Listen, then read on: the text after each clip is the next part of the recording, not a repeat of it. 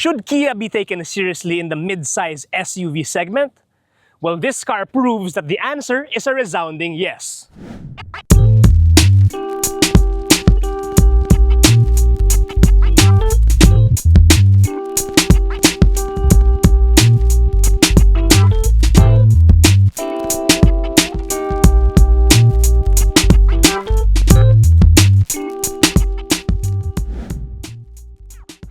Welcome to the garage on Ride By. So if you're in the market for a mid-sized crossover SUV that's a hybrid, chances are cars like the Toyota RAV4 and the Honda CR-V and maybe a few offerings from BYD are on your list. Well, I'm here to tell you today that this car should be on your list as well. This is the Kia Sorento 1.6 Turbo Hybrid, and it's Kia's top-of-the-line offering bearing the Sorento name. As you can see, it is a mid-sized crossover, and styling-wise, it looks very premium. Up front, we get a full LED headlight with this very futuristic-looking fascia. We get a nice grille with a camera here for your ADAS. Down below, some rugged elements consisting of this chrome, this satin-finished lower bumper portion here, give the SUV a more rugged aesthetic. Now, as we move over to the side, some more of these elements shine through. You get body cladding here on the fender flares as well on the running boards. Two-tone here with a chrome trim and a matte black finish. The wheels are 19-inch alloy wheels, two-tone, diamond black and diamond coated here as well. And you get nice Continental rubber. This set of tires measures 235/55 R19s, and these are premium contact 6 hybrid specific tires. So now moving on to the side, the silhouette here is very premium looking. Actually, hindi siya mukhang SUV, mukha siyang medyo mahaba siya, so parang siyang wagon. But the proportions are through and through mid-size SUV. So you get here a nice satin finish here that continues from the front to the back. Functional roof rails here as well for you if you want to add some roof racks in the future. Now moving on to the rear of the Sorento, LED taillights, some more rugged elements down here, exposed black plastic, and the same satin finish at the lower bumper. So yeah, overall, this is a very good looking SUV. I can't really say anything about the way it looks. I like the way it looks from every angle. It looks very mature, very grown up, and very executive. So as we move along here to the side, you get everything that you're looking for from a premium looking SUV. You get good ground clearance, and the dimensions are length of 4,815 millimeters, a width of 1,900 millimeters, a height of around 1,700 millimeters, a wheelbase of 2,815 millimeters, and a ground clearance of 174 millimeters. Now, this is a big boy. This SUV weighs in at 2,026 kilograms, and it has a fuel tank capacity of 67 liters, so you can get quite a lot of range with one full tank of gas. Okay, so now moving on to the very heart of this vehicle, we have under the hood, we have a 1.6 liter SmartStream inline-4 turbocharged engine. Now, the internal combustion engine alone makes around 177 horsepower, but remember, this is a hybrid, so it gets an electric motor.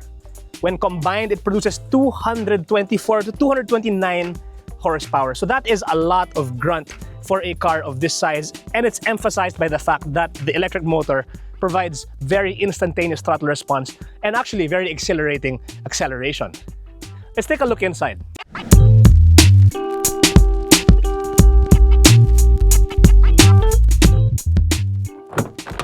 Okay, moving on to the inside of the Kia Sorento. Let's power it up. So it's a hybrid, so no clicking on of an internal combustion engine, but the interior is very beautiful. So as you can see here, you get a lot of two-tone, multi-tone features inside. But one thing that I do have to mention, so si Kia, mahilig sila sa puti na leather, no? So this one is a demo unit that's been around the block a few times, and you can see the seats medyo may mga libag na ng konti. The white, the perfect white, or like the slightly off-white color is gone. It's a bit grayish now, and you know, personally, if you're like me, medyo OC ka sa auto mo, that's gonna take a lot of work to bring it back to brand new condition, no? But it is nice, no? You get cooling and heated seats up front, so that's good. You get climate control here, which I'll point out in a bit. The controls are very interesting, no? Okay, so the materials of the dashboard, everything is plasticky, soft touch, so it's more premium than your, than your usual hard plastic interior. You get a nice textured finish here on top, and the similar satin accents as you get outside of the vehicle as well. So as you'll notice, this is one gigantic screen. So there are two 12.3-inch displays. The one here behind the steering wheel is your instrument cluster, and in the middle is your infotainment display. So as you can see, automatic na nag-connect yung kanyang Apple CarPlay, which is nice kasi unlike other cars na you have to wait a bit for the interface to load and everything, ito, once I push the starter button, matic na agad yung Apple CarPlay. Ang galing. So kudos to Kia on that. Of course, you get your usual Apple CarPlay interface here, and when you click this, you will find all the adjustability that you need to set up the car according to your liking. So let's take a look at that. Let's dive into the display a bit. So clicking on setup, you can see all the features that you can adjust here. So sa vehicle pa lang, you can already adjust all the driver assistance features here. So you get all of that, the parking safety, the driver attention warning, lane departure, collision avoidance, all of that you can toggle in this menu over here. So moving on to the eco vehicle, what is this? So that's the smart regeneration. So that's the regen. You can set it to on or off. So I don't have it on right now, but if you set this on, the regeneration will automatically adjust depending on your speed, depending on where you're driving or how fast you're going. But I'll switch that off for now. For the climate control, so typical stuff you can adjust here. You get your recirculation, automatic ventilation, and your defog, defrost, and other climate features.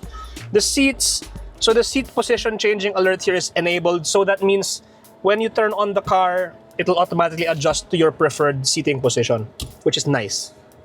Lights are also adjustable. So galing, you can even choose how many times the turn signals flash when you half press the turn signal, the lever. So automatically it's on 3 flashes, but you have the option of disabling that or going 5 or 7 flashes. So magaling, very comprehensive. So many things that you can adjust over here. So yeah, that's the infotainment display for you. Very easy to use, no? Ang galing. Kasi other cars, you have to whip up the owner's manual pa just to understand how to dive through the menus. This one, very straightforward, napakadali. Looking at more of the features here in the interior. This panel over here, it actually serves 2 purposes now. So right now, we have it in our climate control. So you have here your thermostat. So that's dual zone, left and right. So you can choose individual temps for you and for your passenger. Of course, you have the fan speed here. It's a nice touch panel. Maganda sana kung button siya, but there's a reason why it's a touch panel. Because if you press this over here, look what happens. The whole thing transforms into your audio controls. Galing, diba? So this is your volume and power switch, and this is your tuner if you want to use the FM radio. And you can also select your media, your source, your setup, your map, everything here. There's also still a small switch for you to adjust some climate control here. But if you want to adjust everything sa climate control, pindutin mo lang tong button over here. It goes back to the way it was before. So a very nifty touch from Kia when it comes to how easy it is to control the stuff inside the car. Now let's look at the center console. So these switches here are for your heated and cooling seats. So right now I have the driver's seat on max cooling. Passenger seat is by default is off kasi I think it detects pag walang tao, pinapatay nila. But if you have a passenger, just flick it down for cooling. You can adjust the levels like that. Flick it up for heating. Galing, sobrang dali. Everything is so easy. And now here, this center console, medyo maraming piano black, which, dumihin siya. It attracts a lot of fingerprints. But this thing here covers a cubby hole where you can charge your phone with a wireless charger. There are 2 USB ports here as well. So if you want to use your wired Apple CarPlay or wired Android Auto, you have that option to do it as well. There's a wireless charging pad here, which actually, it works very well. Very seamless. Yung kahit may case yung cellphone ko, mabilis siya mag-charge. There's a smaller compartment here, maybe for your wallet or for other gadgets. Now this here, drive selector. Another very important thing we have to talk about. So it's a dial. You get your usual reverse neutral drive with the park gear here in the middle. And this is your drive selector. So by default, you have your eco mode, but you can flick it to sport mode like this. And when you flick it to sport mode, a lot happens to the way the car delivers power. So nawawala yung electric motor. I think it just works like a like a regular hybrid, but you hear the engine kick in more, the revs are higher, and the paddle shifters here behind the steering wheel actually work. So they actuate the gears of a 6-speed automatic gearbox. Now, it's important to note, when you put it on either eco mode or on smart mode, umiiba yung function ng paddle shifters, no? It's no longer a shifter for the gears, but rather it allows you to fine-tune the regenerative braking. So if you flick on the left for the minus, it reduces regenerative braking. If you flick on the right, it makes regenerative braking more aggressive. So again, dual purpose yung mga features dito sa loob ng Kia Sorento. And that's a very smart engineering, very smart design on the part of Kia's engineers. Take a look at the back for, you know, passenger accommodations.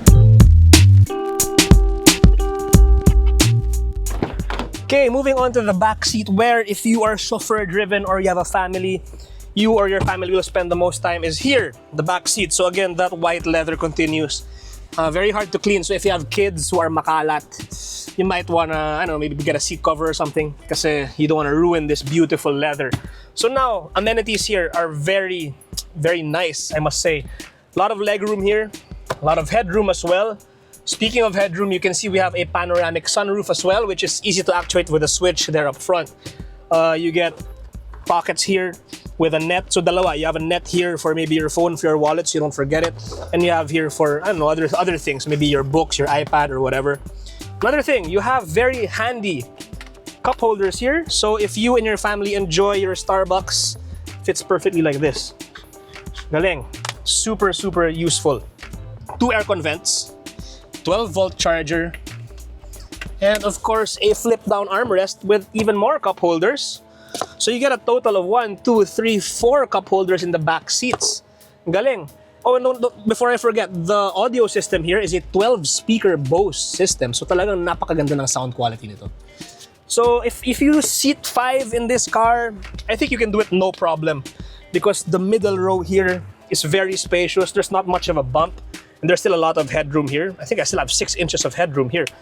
And, you know, very comfortable, very pleasing to be in, very nice. The seats also, they can adjust. So if you prefer to recline a bit, you can pull the seat forward and recline with a lever here on the side. The reclinement is actually pretty generous. So the reason why you're gonna wanna push this forward is because there are seats at the back pa.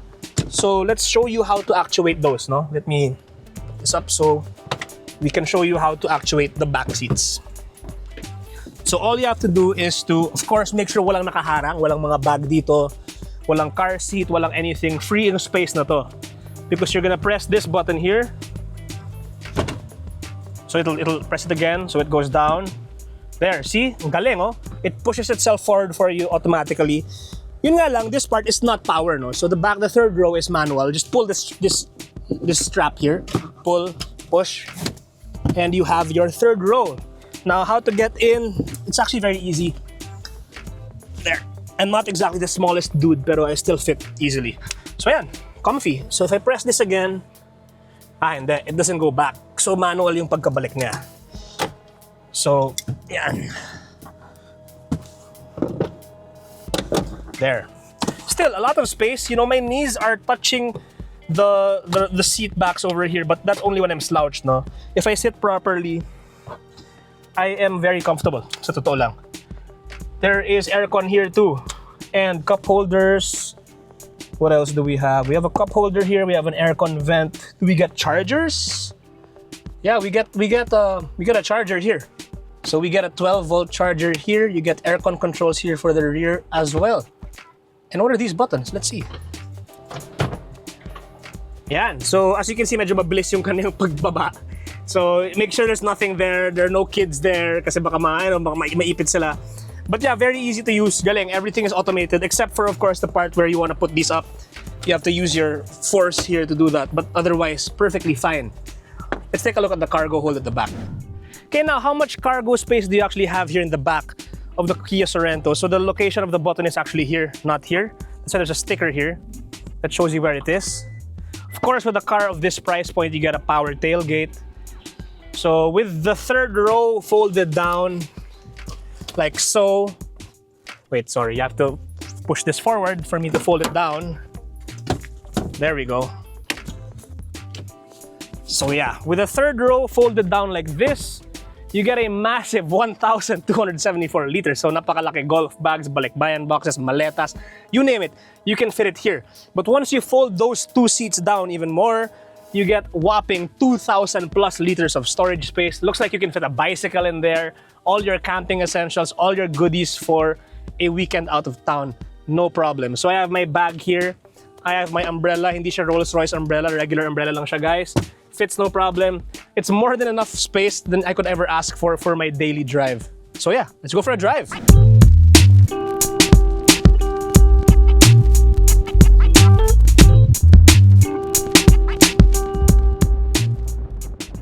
Alright guys, so we are now behind the wheel of the Kia Sorento Turbo Hybrid.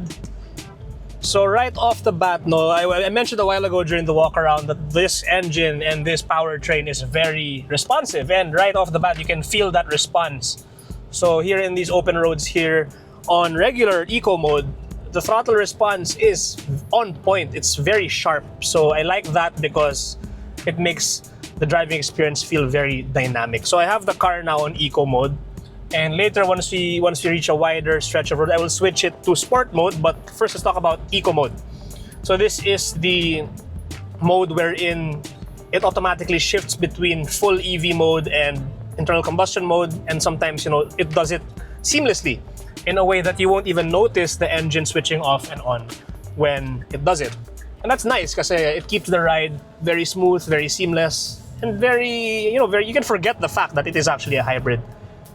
And the paddle shifters here behind the steering wheel, they actuate the engine brake control. So that there are two modes wherein that is applicable.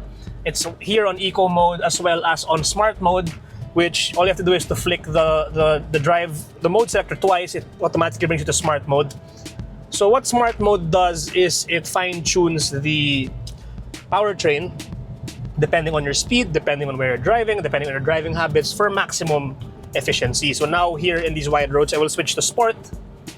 Putting it on sport mode, so yeah, the internal combustion engine holds revs a bit higher in this case.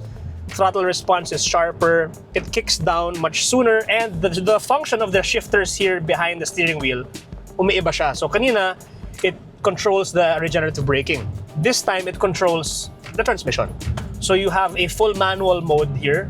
So you can hear the engine spooling up. And when you change gears, it shifts actually very quickly, very responsively. So that's very nice. Something that you driving enthusiasts will enjoy. Speaking of driving enthusiasts, let's move on to the suspension. So the suspension consists of McPherson struts up front and multi-link independent suspension at the back. So as a result, the drive is very planted and very dynamic. Hindi siya parang yung mga body on chassis, ladder frame SUVs that tend to be very wallowy when you drive. But this one, it feels planted. It feels like a sedan. It actually feels like a hatchback when you're driving it on twisty roads. Wala masyado siyang body roll, wala siyang brake dive. It doesn't squat so much when you accelerate. It feels very stable and feels very planted. So it's, confidence-inspiring driving characteristics. That said, the ground clearance is pretty high. I mentioned a while ago during the walk around the exact number for the ground clearance, but it doesn't make it feel that way as you're driving. Yung maganda lang talaga sa kanya is that you'll never have to worry about, yung sasayad ka sa mga humps, sasayad ka sa mga driveways, and let's say you're gonna go out of town and you're gonna tackle the occasional gravel road, mga backcountry fire roads na maraming mga lubak, mga uneven terrain. You're not gonna have to worry about damaging the undercarriage of this car. So yeah, very stable, very good drive. Now as for the brakes, so at this point, we've driven dozens of hybrid vehicles. So we're familiar with how the brakes work. No? When you step on the brake, hindi siya agad-agad brake. It's engine brake, regenerative braking. So that's the motor that brakes first before the mechanical brakes kick in. So because of that, there is a noticeable step. No? Pag pumpreno ka ng malakas, you will feel a bit of a very slight nudge. That's the turning point of when the mechanical brakes actually kick in. And that's something that it takes a bit of getting used to. Siguro at your first time driving this car and any other hybrid vehicle for that matter with regenerative braking, you might feel na medyo jerky yung preno, medyo touchy yung preno. That's normal, takes some getting used to, but that's just the way the brakes have evolved in the electric day and age. That said, the Sorento has some serious braking hardware. It has disc brakes, of course, with ABS on all four corners. So confidence-inspiring grip, confidence-inspiring brakes, and very good suspension. Now lastly, let's talk about the ergonomics, because that's the most important thing when it comes to spending long hours behind the wheel. So unlike your traditional ladder frame SUVs, your pickup-based platform SUVs, this one has a driving position that's more like a sedan. You know, it's more like you're seated inside a cockpit rather than on top of it, and that's good because it feels like you're, it's more cozy, it's more supportive, the seats are nice, they have a lot of ergonomic support, lower back, lumbar support, and the steering is lighter, it's dynamic, it's, very nice. The seats are also power adjust. You can push them forward and back, you can recline the seat, straighten it out, and even tilt the seat depending on your liking. The steering wheel is similarly adjustable, telescopic, up and down, but not power adjust, which is perfectly fine, to be honest, for a vehicle like this. Efficiency, yeah, so of course this is a hybrid vehicle, and you would expect respectable fuel economy figures from this powertrain. And indeed, Kia says that you can get 18.5, maybe even 19 kilometers per liter on the highway. Personally, because I enjoy this powertrain, I enjoy the instantaneous response, I enjoy the way it drives, I'm getting a bit lower. I'm getting around 13.5 kilometers per liter in the city and on the highway combined. If you drive this car exclusively in the city, let's say sa EDSA ka lang, sa C5 ka lang, BGC for your daily drive, you might get maybe 12, 11 kilometers per liter, but it's still respectable. Remember the size of this Sorento, no? Mas malaki pa siya sa CR-V and sa RAV4. It is a mid-size SUV, so you really have to keep that in mind when it comes to the efficiency and the performance of this car.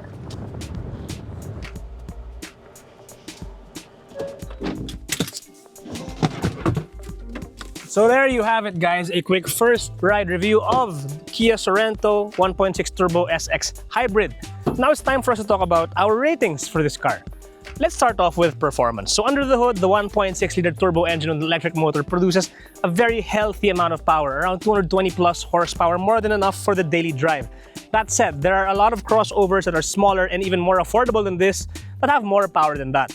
But power is not the name of the game when it comes to this car. It's about efficiency, enjoyment, and safety. So because of that, performance-wise, I'm gonna give it a solid 8 out of 10. So now, moving on to handling. Good suspension, very comfortable drive. You get nice McPherson struts up front. You get a nice multi-link independent suspension at the back. It carries its weight like a sedan or like a hatchback, not wallowy like an SUV. Simply because of that and how dynamic the driving experience is, I'll give handling 9 out of 10. So now we move on to styling. So taking a look at the Sorento styling, I really can't complain. For me, it's just the right balance of rugged and very refined. So parang siyang bad boy na medyo nag-grow up na ng konti. So styling-wise, I'm gonna give it a 9 out of 10 as well. So utility. So nakita naman natin kung gaano kalaki ang interior niya, gaano ka-spacious, how much legroom you get, how much headroom you get, how much cargo space, how much things you can carry in the back. So sobrang versatile ito as a family hauler or as a daily driver. So, utility-wise, I can't complain. I'm gonna give it a 10 out of 10. So value for money. So how much does the Kia Sorento cost? So this particular trim, this is the top of the line, the hybrid, pinakamahal, pinaka-premium model in the Sorento lineup. This will set you back 2,888,000 pesos, guys. So if you're gonna factor in your insurance, you're gonna factor in your 3 years of LTO registration, you're gonna factor in maybe you're gonna wanna PPF this car, you're gonna wanna ceramic coat it and get some accessories, you're looking at maybe 3 million or more out the door for this car. That's a lot of money considering how competitive the mid-size crossover segment is right now, especially here in the Philippines. So because of that, medyo mahal siya. Knock it down a few points, 7.5 out of 10 when it comes to value for money. Now for overall, if you're buying a car like this, you're getting a car of this caliber, you're not really focused on saving money. You have the money to buy a car that is this expensive. The handling is great, the engine is very efficient, it has enough power for you to overtake very confidently, it's very comfortable and very practical. So overall, this car gets an 8.5 out of 10 for me. So there you have it, guys. Thanks for watching. Don't forget to like, comment, share, and subscribe to our YouTube channel. That way we can continue to make the content that we hope you get to enjoy and to learn a lot from. Stay tuned to the garage for the written review of this car. Thanks for watching, and we'll see you next time.